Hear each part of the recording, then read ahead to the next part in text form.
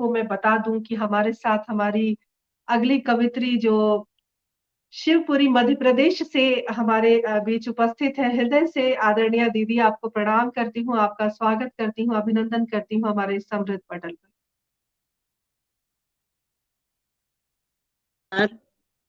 बहुत बहुत धन्यवाद विभा बहन। मेरी आवाज आ रही है क्लियर? जी बिल्कुल आ रही है। और दर्शकों को आपका छोटा सा हम परिचय देते हैं। आप शिवपुरी मध्य प्रदेश से हैं। आपने एमए संस्कृत में किया है, वह बीएड हिंदी में। आप एक शिक्षिका हैं। आप सर्व शिक्षक संघ मध्य प्रदेश की प्रांतीय उपाध्यक्ष एवं प्रदेश प्रमुख भी हैं। आप प्राय सभी विधाओं में लिखती हैं। आप फेसबुक पर अपना एक पेज भी चलाती हैं। आपने कई साहित्यिक पटलों पर अपना काव्य पाठ किया है। विभिन्न मंचों से आप जुड़ी हुई हैं। आपकी कई साझा संग्रह प्रकाशित हो चुकी है। आपकी पुस्तक उड़ान अभिव्यक्ति साहित्य के द्वारा गूगल पर उपलब्ध है। आपको कई सम्मान प्राप्त हैं, जिसमें भव्य फाउंडेशन द्वारा अंतर्राष्ट्रीय मैत्री वेस्टीज अवार्ड 2021 शामिल है। आपका बहुत बहुत स्वागत है दीदी, बहुत बहुत अभिनंदन करते हैं इस पटल पर। और माँ वाणी की कृपा हम सब पर बनी रहे। मंच आपके सुपुर्द करती हूँ और हम आपकी रचनाओं का रसपान करें, रस स्वादन करें और आपको बहुत बहुत साधुवाद देती हूँ कि आप कविता के क्षेत्र में जुड़ी हुई हैं और निरंतर आप साहित्य की सेवा कर रही हैं। बहुत बहुत अभिनंदन, बहुत स्वागत है आपका। बहुत बहुत धन्यवाद आदरणीय विभा बहन आपका। और सर्वप्रथम तो मैं दिल से the magic man and Chandra विश्व कीर्तिमान प्राप्त फेसबुक पटल का हार्दिक शुक्रिया अदा करना चाहूंगी, जिसके अध्यक्ष परम आदरणीय हरीश नवाल जी हैं। मैं हृदय से उनका अभिवादन करती हूँ कि वो इतने अच्छे अच्छे प्रोग्राम लेकर आते हैं कि मन मंत्र मुग्ध हो जाता है, आए बिना रहा नहीं जाता। तो इस माँ वाणी भारती साहित्य साधिकाओं का हिंदी रचना पर्व में मैं पटल पर उपस्थित सभी सम्माननीय कार्यकर्ताओं का जो इसमें सहयोग भरपूर सहयोग दे रहे हैं, साथ ही इस पेज पर जो लाइव में श्रोतागण जुड़े हुए हैं, मैं सभी का हार्दिक वंदन अभिनंदन करती हूँ। और सर्वप्रथम माँ वीणा को इस पटल पर एक दो दोहे के माध्यम से स्थापित करके अपना रचना पाठ शुरू करती हूँ। स्वागत है आपका। जगदम्बे विनती मेरी, जगदम्बे विनती तेरी, करूं मैं बारंबार। जगदम्बे विनती तेरी, करूं मैं बारंबार। धूप दीप नैवेद्य से अर्चन करो तुम्हार, ओ माता क्या बात है। अर्चन करो तुम्हार। वीणा पुस्तक धारिणी, सुन लो मात पुकार। वीणा पुस्तक धारिणी, सुन लो मात पुकार। सारे कारज पूर्ण हो माँ, यही मात मनुहार। ओ माता यही मात मनुहार। तो माँ जगदम्बे की पटल पर स्थापना हो गई और बहुत पहले से ही हो रही है, काव्य पाठ शुरू हुआ है तब से ही। लेकिन फिर भी मेरा मन ने उनको मेरे मन के शब्द पुष्पों ने उन्हें पटल पर विराजमान किया। और इस काव्य पाठ को मैं अपनी माँ की स्तुति से, माँ जगदम्बे की स्तुति से एक गीत के माध्यम से एक विनती करती हूँ। विनती करूं कर जोर में जगदम्बे तेरी, विनती करूं कर जोर में जगदम्बे तेरी, करना कृपा है माँ तू हम पर, खुश रहे हम सब सदा, करते रहे निज कर्म प्रतिपल, हो ना मन में द्वेष बस, करते रहे निज कर्म प्रतिपल। हो न मन में द्वेष बस, चलते रहे बढ़ते रहे अपने प्रगति के पथ सदा। आज माँ मेरी विनती सुन, करुणामयी भवतारिणी। सबके हृदय में प्रेम बस, बहता रहे वरदायनी। जय जय जननी जय जय जननी, जय जय जननी जय जय जननी।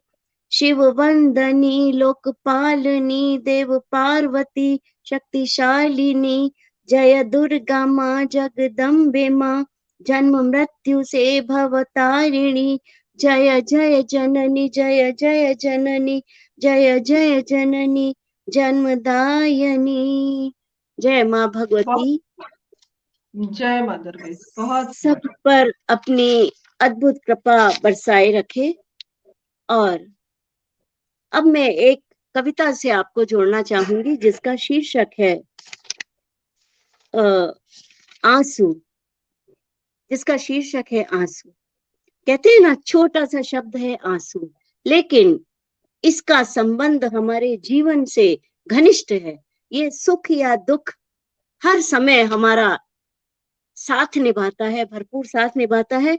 तो इसी के ऊपर एक कविता है जो मैं सुनाना चाहूंगी। आंसू मानव का वह अद्भुत अंश, आंसू मानव का वह अद्भुत अंश, भावाभिव्यक्ति का सशस्त्र तंत्र, दिखाता मन के भावों की अभिव्यक्ति, दिखाता मन के भावों की अभिव्यक्ति, नहीं छिपाता मानव की भावाभिव्यक्ति, नहीं छिपाता मानव की भावाभिव्यक्ति। जब भी मन होता हर्षोल्लासित, जब भी मन होता हर्षोल्लासित, तभी यह सहज हो जाते निष्कासित। कैसी विडंबना है आंसू की, कि यदि हमारा मन खुशी से भरपूर हो तो भी ये निस्वार्थ भाव से छलक जाते हैं, और अंतर मन में यदि कहीं ना कहीं दुख है तो भी ये निष्कासित हो जाते हैं। जब हो मन में दुख घनेरे, तब ये प्रस्फुटित होते बहुतेरे। जब जुड़ जाते भाव ईश से, देखिए ईश्वर भक्ति में भी आंसू साथ नहीं छोड़ता, वहां भी अपनी घनिष्ठता निभाता है। जब जुड़ जाते भाव ईश से, सरोबार कर देते ईश भक्ति से, तब अविरल बहते ये प्रतिपल, सुखद अनुभूति देते हर पल। सुख दुख के ये संग सखा हैं, तभी ये रहते संग सदा है। ये हमारे सुख दुख के साथी हैं, इसलिए ये हमेशा हमारे साथ जुड़े रहते हैं, हमेशा बने रहते हैं। तो ये आंसू पर आधारित मेरी एक रचना थी। और अब मैं एक माहिया से जोड़ती हूँ। कोशिश करूंगी कि आधे घंटे के समय में मैं बहुत सारी चीजें आपसे रूबरू कर पाऊं, बता पाऊं। जी तो एक बिल्कुल दीदी, हम भी यही चाहते हैं, हम भी यही चाहते हैं कि जी हम जी जी आधे घंटे में बहुत कुछ आपके श्रीमुख से सुने और आनंदित हों। जी जी जी। तो एक माहिया जो सुनाती हूँ। बेटी के ऊपर रचित ये माहिया है, मुझे बहुत पसंद है और कई पटलों पर इसकी डिमांड होती है, हर कोई इसको सुनना चाहता है। तो आज इस पटल के माध्यम से भी मैं अपनी बात साझा करती हूँ। बेटी है, बेटी का कैसा जीवन है। माता पिता के घर में जन्म लेती है, माता पिता बड़े लाड प्यार से उसका पालन पोषण करके बड़ा करते हैं, लेकिन उसका पूरी जिंदगी का सफर किसी और घर में तय होता है जहां कोई जान पहचान नहीं होती, और वो बिटिया नन्ही सी परी वहां अपना तन मन धन सब कुछ लुटा देती है और उस घर को आनंदित करती है। इन्हीं भावों से ओतप्रोत ये माहिया है। देखिए, बिटिया का जीवन देखो, हो बिटिया का जीवन देखो, पितु मातु संग पली, पर रहना वहाँ नहीं है। पितु मातु संग पली, पर रहना वहाँ नहीं है। जीवन निराला है, हो उसका जीवन निराला है। जाना है उसको वहां जहां पिया का ठिकाना है। जाना है उसको वहां जहां पिया का ठिकाना है। बिटिया बड़ी हो गई, पढ़ लिख गई, गुणवान गुणवती रूपवती हो गई। उसको बड़ा होते देख माता पिता को चिंता होती है और वो उसके योग्य वर ढूंढते हैं और उसका विवाह किसी सुयोग्य वर से कर देते हैं। और देखिए जैसे ही उसका विवाह होता है तो क्या होता है, बिटिया ससुराल चली, हो बिटिया ससुराल चली, माँ का आंचल छोड़ के अपने पिया के देश चली, माँ का आंचल छोड़ के अपने पिया के देश चली। बिटिया ससुराल चली गई, जिस घर में गई वहां खूब शहनाई बज रही है और उसका स्वागत हो रहा है, लेकिन जिस घर को वो छोड़ के गई है वो घर उसकी कमी से वीरान है। तो देखिए इस माहिए के माध्यम से क्या होता है घर का हाल।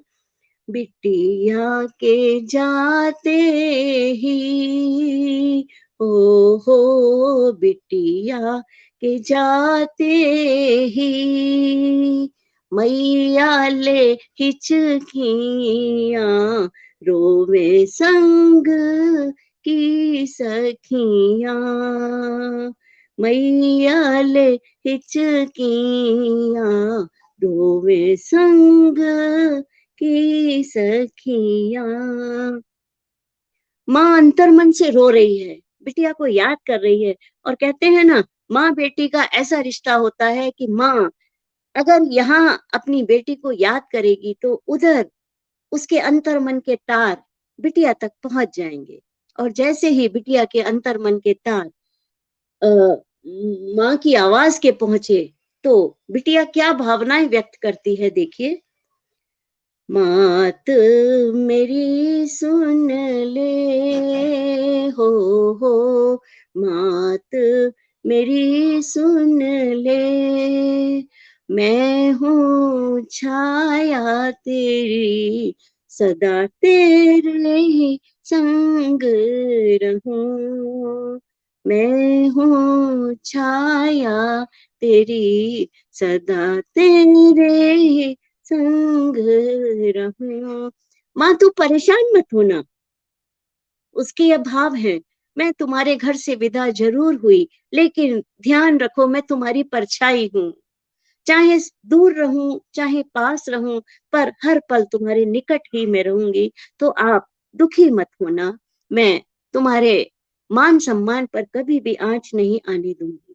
और अंतिम माहिया मैं प्रेषित करती हूँ।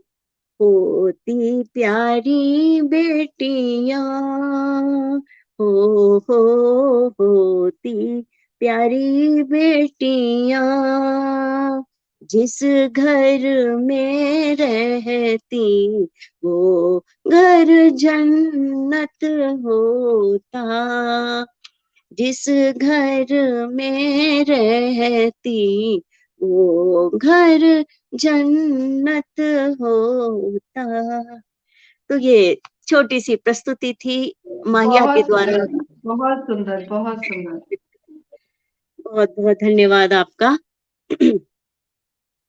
और अब मैं एक कविता से जोड़ना चाहूंगी, क्योंकि हमारा वक्त तो बीत गया और आने वाले वक्त का आगाज नन्हे मुन्ने नव युवकों को करना है, जिनमें एक विलक्षण ऊर्जा है, बहुत बहुत शक्तिमान है, बहुत बुद्धिमान है ये नन्हे बच्चे और बहुत ही ताकतवर हैं, बहुत ही विवेकशील हैं।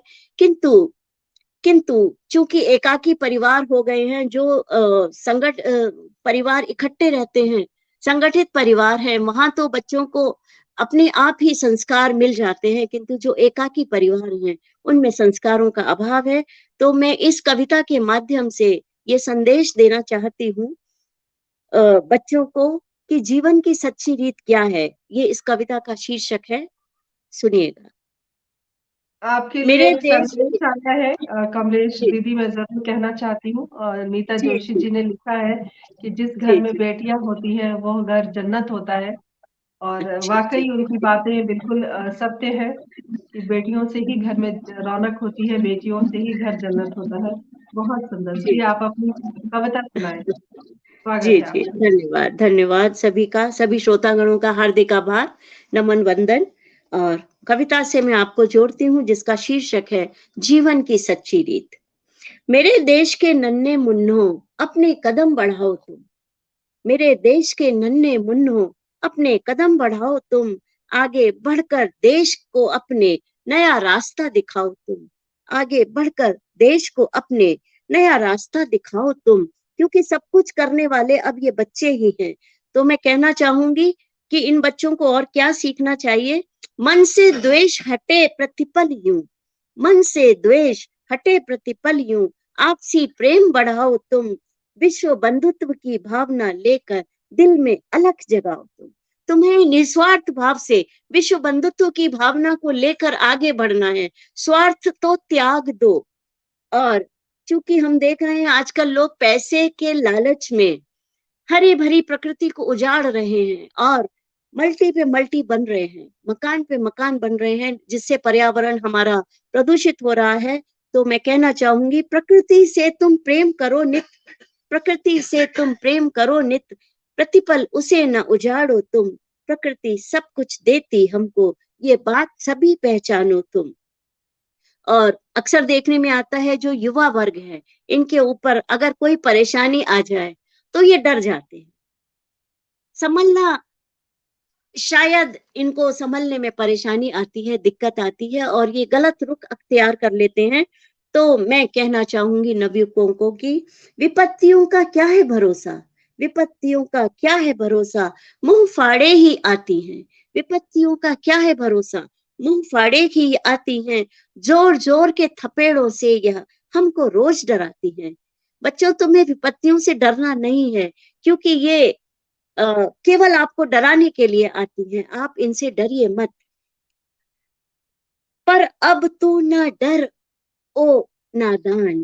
पर अब तू ना डर ओ नादान। उठ संभाल ले अपनी कमान। विपदा डर कर भाग जाएगी तेरे जज्बे को निहार के। विपदा डर कर भाग जाएगी तेरे जज्बे को निहार के। और अंत में मैं कहूंगी, यही है तेरी सच्ची धरोहर। यही है तेरी सच्ची धरोहर। मन को कभी न छोटा कर। चाहे आपको सफलता मिले किसी काम में या असफलता मिले, कभी भी हारो मत। जीवन में कभी हारना मत सीखिए। केवल अपने मन को आप कभी भी छोटा ना करें, क्योंकि यही है तेरी सच्ची धरोहर। मन को कभी ना छोटा कर। मन को अपने फौलाद बनाकर टकरा जा तू इधर उधर। मन को अपने फौलाद बनाकर टकरा जा तू इधर उधर। मन के ही हारे हार है। इस बात को अच्छी तरह से समझ लो बच्चों कि मन के ही हारे हार है, मन के ही जीते है जीत। समझ ले तू ए नादान, यही है जीवन की सच्ची रीत। समझ ले तू ए नादान, यही है बहुत जीवन की खूबसूरत, सच्ची रीत। बहुत बहुत बहुत खूबसूरत आपकी रचना। और बिल्कुल एक सीख हमारे नवयुवकों के लिए, हमारी जो भारत के कर्णधार हैं उनके लिए बहुत सुंदर रचना, जी जी, बहुत बहुत सार्थक बहुत रचना। आदरणीय नीता जोशी जी लिख रही हैं, बहुत सार्थक रचना आपकी, बहुत सुंदर। जी जी, बहुत धन्यवाद। और एक सवैया सुनाती हूँ, भगवान श्री कृष्ण के चरणों में एक सवैया प्रस्तुत है। स्वागत है श्याम आपका। श्याम सलोने की मोहनी सूरत, सब क्या मन हर्षायर रही है। श्याम सलोने की मोहनी सूरत, सबका मन हर्षायर रही है।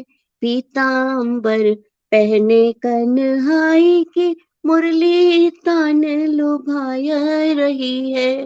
पीतांबर पहने कन्हैया की मुरली तान लुभाया रही है। ग्वालन संग में गैया चरावत, नटवर लीला रचाय रहे हैं। ग्वालन संग में गैया चरावत, नटवर लीला रचाय रहे हैं। माखन खाकर मुख लपटा कर, गोपियन नाच नचाया रहे हैं। माखन खाकर मुख लपटा कर, गोपियन नाच नचाय रहे हैं। जय श्री कृष्ण, जय श्री बहुत राधे। सुंदर, बहुत सुंदर, बहुत सुंदर। और हमारे साथ पूनम शर्मा जी इस वक्त जुड़ी हुई हैं। हृदय से प्रणाम करती हूँ और आपके आगमन को बहुत आपको साधुवाद देती हूँ, बहुत आभार व्यक्त करती हूँ। तमाम दर्शक जो निरंतर अपनी प्रतिक्रियाएं दे रहे हैं और अपना बेशकीमती वक्त आपने निकाला हमारे लिए, हमारे इस पटल के लिए और इस कार्यक्रम के लिए, तहे दिल से मैं पटल के माध्यम से आपका शुक्रिया अदा करती हूँ। बहुत बहुत शुक्रिया, बहुत आभार आप सभी का। जी जी दीदी। जी जी, धन्यवाद। सभी श्रोताओं का हार्दिक आभार। और अब मैं पुनः आपको एक रचना से जोड़ती हूँ।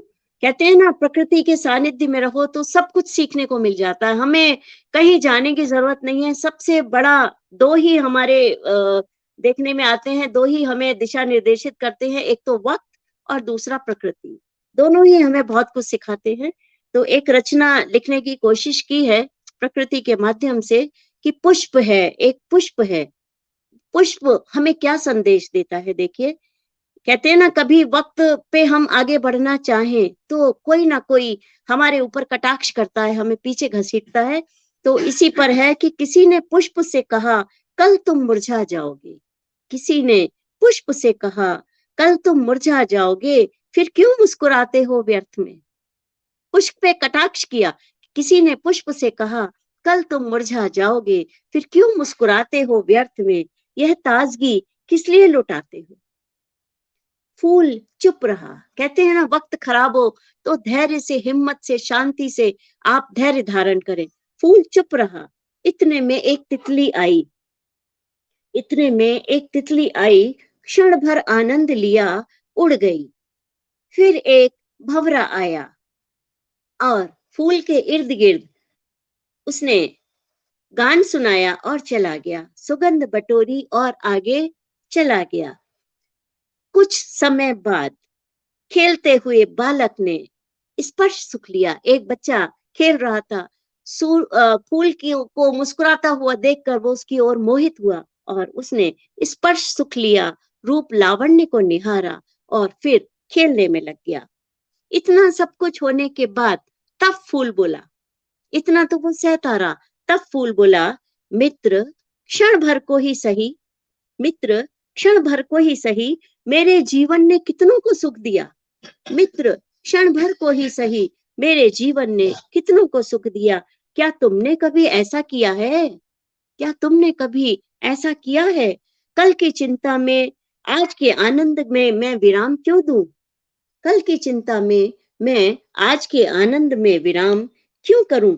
माटी ने जो रूप, रस, गंध और रंग दिया है, उसे बदनाम क्यों करूं। फूल चाहे गमले में खिले, चाहे राजा के महल में खिले, चाहे बड़े बागान में खिले, उसका एक ही तरीका है खिलने का। वो अपनी प्रकृति को परिवर्तित कदापि नहीं करता। लेकिन हम अपनी प्रकृति से तनिक कुछ भी हमें मिल जाता है, हमारे हाव भाव बदल ही जाते हैं। तो फूल कह रहा है, माटी ने जो रूप, रस, गंध और रंग दिया है, उसे बदनाम क्यों करूं। मैं हंसता हूं क्योंकि हंसना मुझे आता है। मैं हंसता हूं क्योंकि हंसना मुझे आता है, खिलना मुझे सुहाता है। मैं मुरझा गया तो क्या, कल फिर एक नया फूल खिलेगा। न कभी मुस्कान रुकी है, न कभी मुस्कान रुकेगी। सुगंध जीवन का सिलसिला है, वह इसी तरह चलता रहेगा। सुगंध जीवन का सिलसिला है, वह इसी तरह चलता रहेगा। और अंत में मैं कहना चाहूंगी, जो मिला है आपको उसमें खुश रहिए।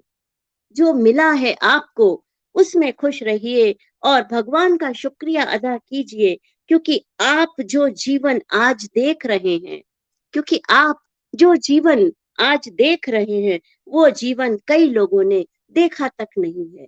क्योंकि आप आज जो जीवन देख रहे हैं वो जीवन कई लोगों ने देखा तक नहीं है। इसलिए खुश रहिए, मुस्कुराते रहिए और अपनों को खुश रहिए, मुस्कुराते रहिए वाह! और क्या अपनों संदेश, को क्या खुश कहना है। रखिए। बहुत खूबसूरत, बहुत सुंदर संदेश आपने दीदी प्रेषित किया है। और अभी आपके पास कुछ समय शेष है, तो हम जी चाहेंगे कि जी आप अपनी एक और रचना हमारे समक्ष रखें। जी जी जी जी, सभी बिल्कुल एक आनंदित हो रहे घनाक्षरी। हैं, आपकी निरंतर आपके लिए प्रतिक्रियाएं आ रही हैं और सब बहुत आह्लादित है आपकी रचनाओं को सुनकर। स्वागत है जी आपका। जी, अपनी अंतिम रचना मैं सौंपती हूँ आपको। एक घनाक्षरी इस भारत देश के नाम। मैं क्या चाहती हूँ भारत देश के लिए, मैंने अपने भावनाओं को इस घनाक्षरी में समेटने की कोशिश की है। सुनिएगा। मेरे भारतवर्ष का हमेशा रहे ऊंचा भाल, मेरे भारतवर्ष का हमेशा रहे ऊंचा भाल, ऐसा हम सब का भाव होना चाहिए। मेरे भारतवर्ष का हमेशा रहे ऊंचा भाल, ऐसा हम सब का भाव होना चाहिए। ऊंच नीच जाति का न हो कोई भेदभाव, ऊंच नीच जाति का न हो कोई भेदभाव, प्रेम से सरोबार मन होना चाहिए। ऊंच नीच जाति का न हो कोई भेदभाव, प्रेम से सरोबार मन होना चाहिए। देश पर जरा सी भी आँच आए कभी तो, देश पर जरा सी भी आँच आए कभी तो, सिर को कटा दे ऐसा भाव होना चाहिए। झंडा कभी न झुके भारत की शान का वो, झंडा कभी न झुके भारत की शान का वो, हर मुख पर जय हिंद गान होना चाहिए। झंडा कभी न झुके भारत की शान का वो, हर मुख पर जय हिंद गान होना चाहिए। और 4 पंक्तियां अंतिम। भारत की आन में, भारत की शान में, भारत की आन में, भारत की शान में, रंग दे बसंती चोला गीत होना चाहिए। दुश्मनों से लड़ते हुए देश को बचाते हुए, दुश्मनों से लड़ते हुए देश को बचाते हुए, वंदे मातरम का जय हिंद गान होना चाहिए। दुश्मनों से लड़ते हुए देश को बचाते हुए, वंदे मातरम का गान होना चाहिए। मेरे भारत देश का हमेशा रहे ऊंचा भाल, ऐसा हम सब का भाव होना चाहिए। जय हिंद, जय बहुत भारत। सुंदर, बहुत ही खूबसूरत आपकी ये यात्रा रही है। और बेटियों से शुरू करके सीधे देश पर आपने अपनी सद्भावना दी, और कृष्ण की भक्ति से ओतप्रोत आपकी रचनाएं नौजवानों को और हमारे जो भारत के कर्णधार हैं उन्हें आपने एक संदेश दिया अपनी रचनाओं के माध्यम से। और फूल की प्रकृति बताई कि मानव अपनी प्रकृति छोड़ देता है, लेकिन जो फूल है वो अपनी प्रकृति नहीं छोड़ता। बहुत ही सुंदर आप